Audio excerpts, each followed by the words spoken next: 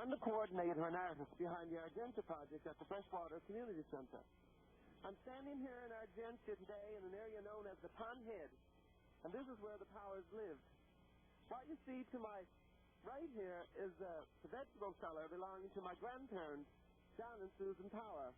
This is probably the only structure that remains to remind us that there was once a community of Argenta. Out in the distance in the bay, you can see Fox Island. Grandfather was lighthouse keeper on Fox Island for many years.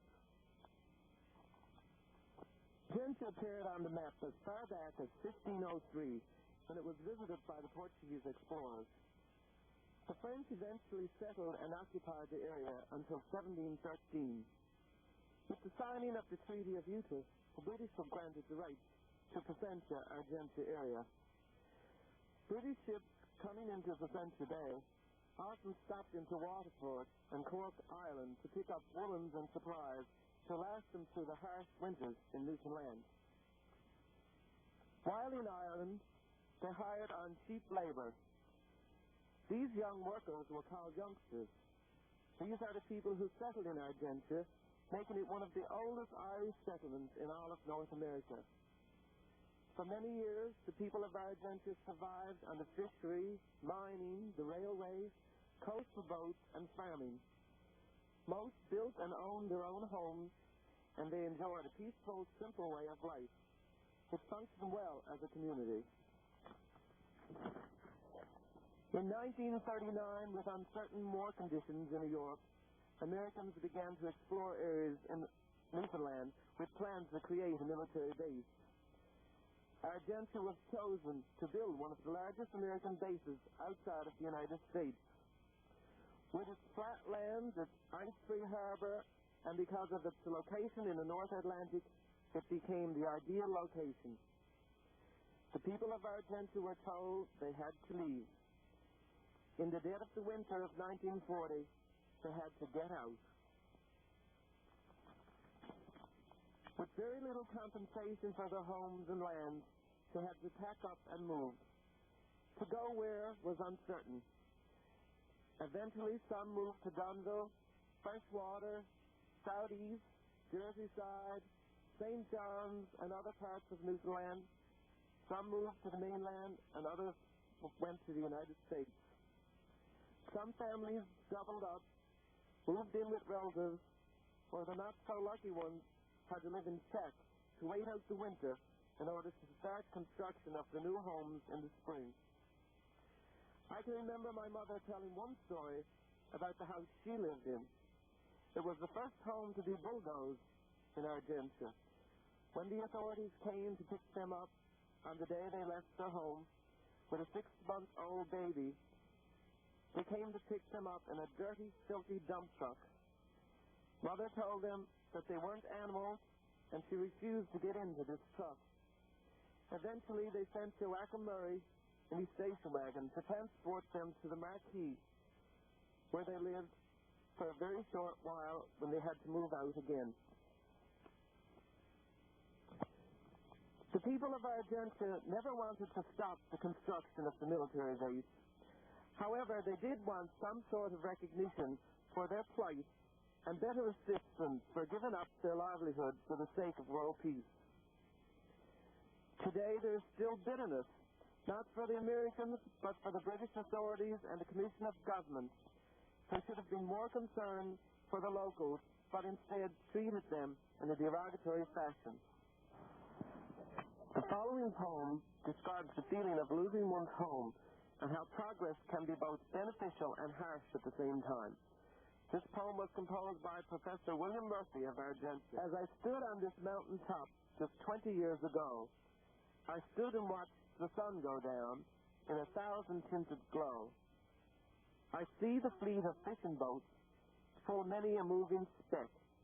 I see the waves that gently break on distant Marquis Neck. The Reach, Point Mall, and Latney are all beneath my eyes. No scene of beauty like to this I've seen in foreign skies. What is that ugly, creeping thing right where the house should be? I guess the wheels of progress have been making sport of me. The engine fires are burning now, right where our hearth fire glows. The sleepers have replaced the dead my mother fondly sewed. Progress marches onward, and though my heart is sad, I delve into the future. I cannot but be glad. For the needs of future people often call for sorrow now. My need to go to follow I must cheerfully allow. All ye whose dreams and thoughts of home are tinged in a foreign land, come back betimes and visit it while still the old home stands.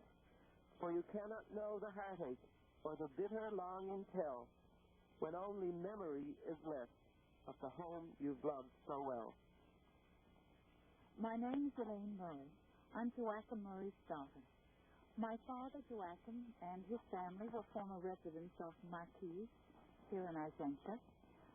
They, of course, also had to leave Argentia in 1941 when the Americans came during World War II. My father missed Argentia and the way of life and the people of Argentia very much. Many years later, he composed a poem about Argentia. He talked about his fond memories of Argentia, the lifestyle he missed, and he talked about his memories as a little boy sailing on the Shag Pond. So I'd like to read my father's poem, Argentia, for you. Argentia. Argentia in the summer, when I was young and free, kindly Mother Nature left those memories dear to me. Iris by the roadside, the smell of new-mown hay, twinkle of the cowbells, laughing children at their play, the gentle winds of summer, blackbirds singing in the trees, harmonizing softly with the gentle breeze, the rumble of the cart wheels, feeling all is well, gentle, simple people, hear the Angelus bell, color-coated berries, red, blue, black, and white, tasty telltale memories, memories of delight. For I always loved the berries that grew on the other side. But if that neighbor caught me, I'd surely lose my hide. Hear the sound of water as it laps upon the shore, with a steady rhythm, a sound forevermore. For often in the evening, when nature's sounds abound, I blessed that lake, and for its sake, thought I stood on hallowed ground. Evening in the summer, when the sun sinks in the west, is the greatest pleasure and the season I love best.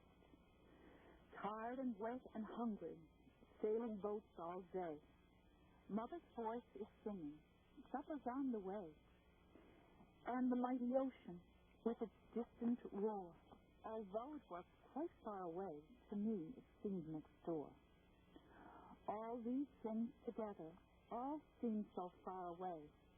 I know I should be grateful and for my parents pray. And thus it is a little boy will one day be a man and have regrets if he forgets to do the best he can.